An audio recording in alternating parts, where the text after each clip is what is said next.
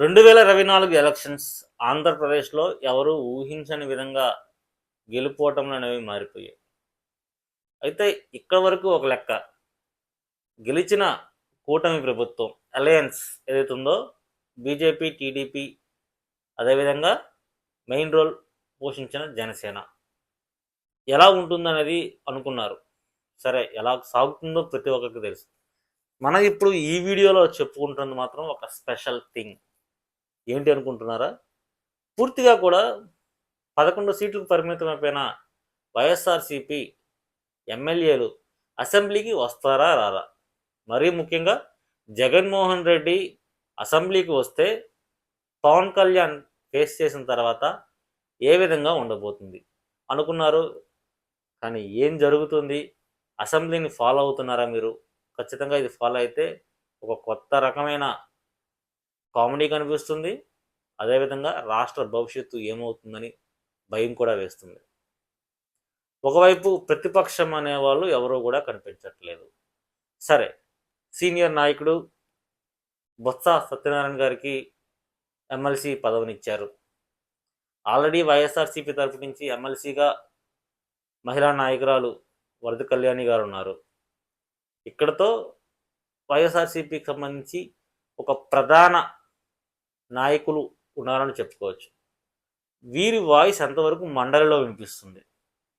ఎందుకంటే ఒకవైపు రోజు సెషన్స్ జరుగుతూనే ఉన్నాయి.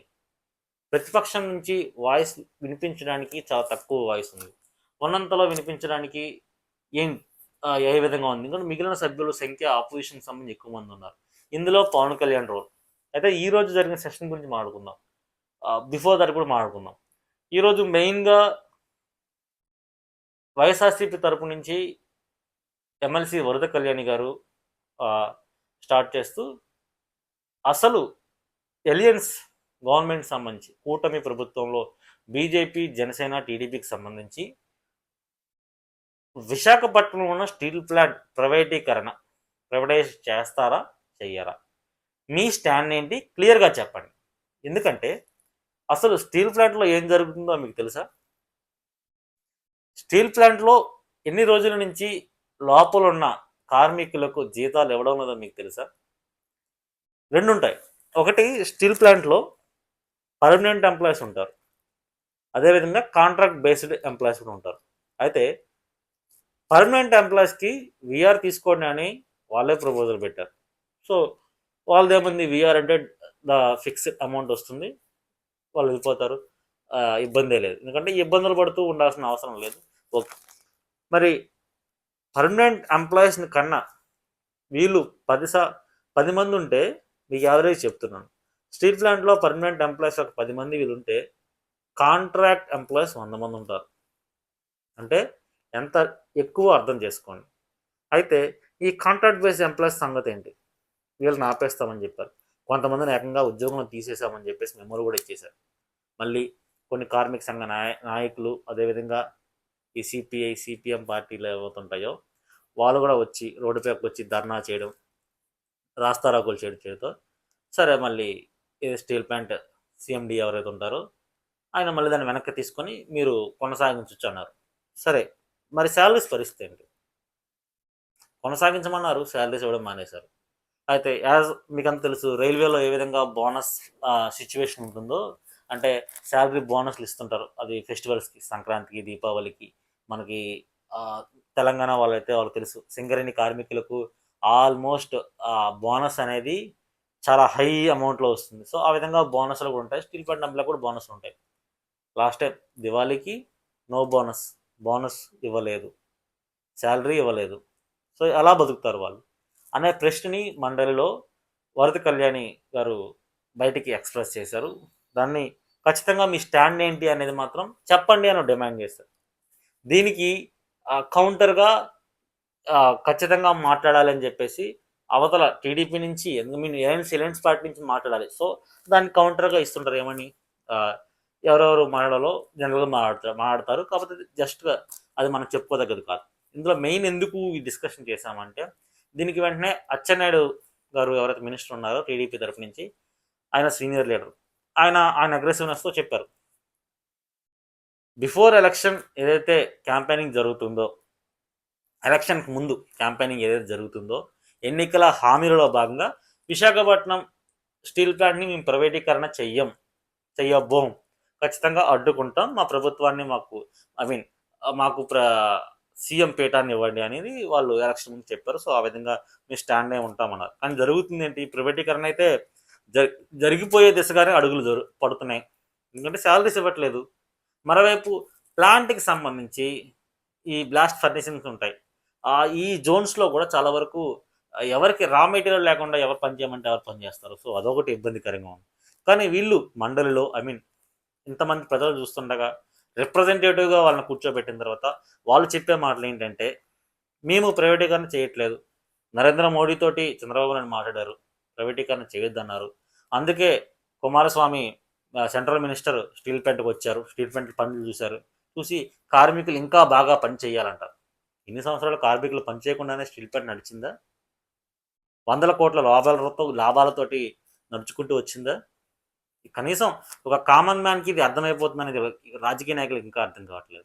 సో ఈ ప్రక్రియ జరుగుతుంది. ఇక్కడ ఒక ఫన్నీ ఫ్యాక్టర్ చోటు చేసుకుంది. అచ్చెన్నాయుడు గారు ఏదైతే క్లారిఫికేషన్ ఇచ్చిన తర్వాత స్పీకర్ మాట్లాడుతూ, పవన్ కళ్యాణ్ గారు మీరు కూడా దీని గురించి మాట్లాడని అన్నారు. అంటే నాకు తెలిసి ఆయన అనుకుని ఉంటారు మనసులో, వీళ్ళు కొట్టుకు చేస్తున్నారు, మధ్యలో నన్ను ఇన్వాల్వ్ చేస్తున్నారు. ఎందుకంటే ఇప్పటికే లడ్డూ విషయంలో ఇన్వాల్వ్ చేసి సెంట్రల్ లెవెల్లో పవన్ కళ్యాణ్ని చాలా చాలా చాలా చాలా నెగిటివ్ ఇంపాక్ట్ చాలా చేశారు. ఎందుకంటే సుప్రీంకోర్టే అసలు మీ దగ్గర ఏం ప్రూఫ్స్ ఉన్నాయి, ఏం ప్రూఫ్స్ లేకుండా ఎందుకు మాట్లాడని అడిగేలా చేశారు. అసలుకే స్టీల్ ప్లాంట్ సంబంధించి ప్రైవేటైజ్ చేయాలని బీజేపీ అనుకుంది. సో సపోర్టింగ్ టీడీపీ చేయాల్సిందే, ఎందుకంటే అందరూ అలయన్స్లో ఉన్నారు కాబట్టి. ఇప్పుడు వీళ్ళు చెయ్యము అని చెప్పి చేసేస్తున్నారు. దీనికి ఆ స్టేట్మెంట్ మళ్ళీ పవన్ కళ్యాణ్ తిప్పించాలని చెప్పేసి పవన్ కళ్యాణ్ తిప్పించారు. మళ్ళీ పవన్ కళ్యాణ్ అక్కడ ఏమన్నారు, ప్రైవేటీకరణ మేము చెయ్యం, నేను కార్మిక సంఘ నాయకులతో మాట్లాడాం, కార్మికులు బాగా పనిచేయండి అని. మళ్ళీ అదే రిపీట్, కార్మికులు బాగానే పనిచేస్తారు, వారికి ఇవ్వాల్సిన రా మెటీరియల్, వారికి ఇవ్వాల్సిన స్టీల్ ప్లాంట్ సబ్సిడీ, వాళ్ళకి ఇవ్వాల్సిన గనులు ఇస్తే ఖచ్చితంగా ఎవరైనా సరే వాళ్ళు పనిచేస్తారు. పని చేయకుండా మీరు 2 సంవత్సరాల జీతాలు ఇవ్వలేదు, పని చేయకుండా స్టీల్ ప్లాంట్కి ఇన్ని కోట్ల రూపాయలు, 100 కోట్ల రూపాయలు లాభాలు రాలేదు.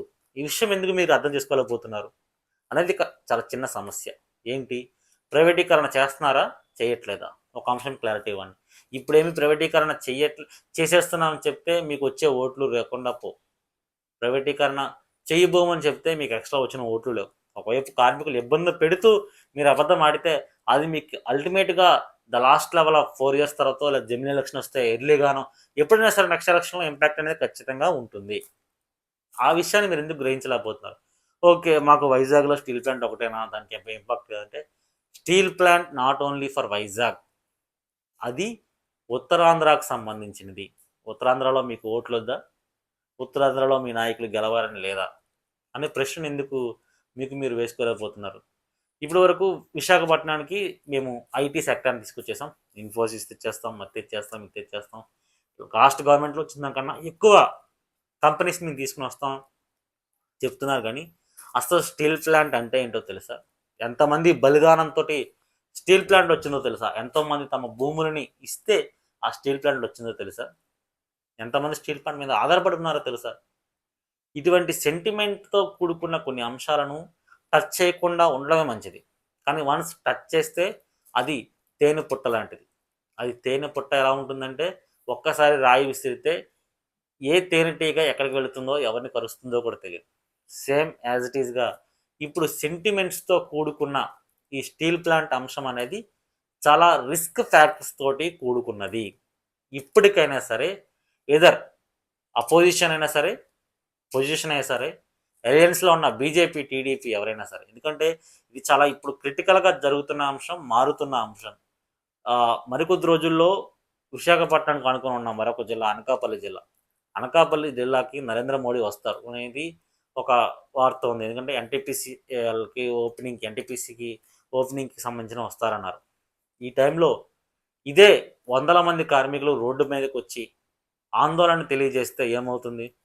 అసలు స్టీల్ ప్లాంట్ ప్రైవేటీకరణ అనేది మీకేమనిపిస్తుంది? జరుగుతుందనిపిస్తుందా, జరగదనిపిస్తుందా? మీకేమనిపిస్తే మరీ ముఖ్యంగా వీడియో గురించి మీరేమనుకుంటున్నారో, మీ ఒపీనియన్ ఏంటో కామెంట్ సెక్షన్లో తెలియజేయండి. వీడియో నచ్చినట్టయితే లైక్ చేయండి, షేర్ చేయండి, కామెంట్ చేయండి. ఛానల్ సబ్స్క్రైబ్ చేయడం మాత్రం మర్చిపోకండి.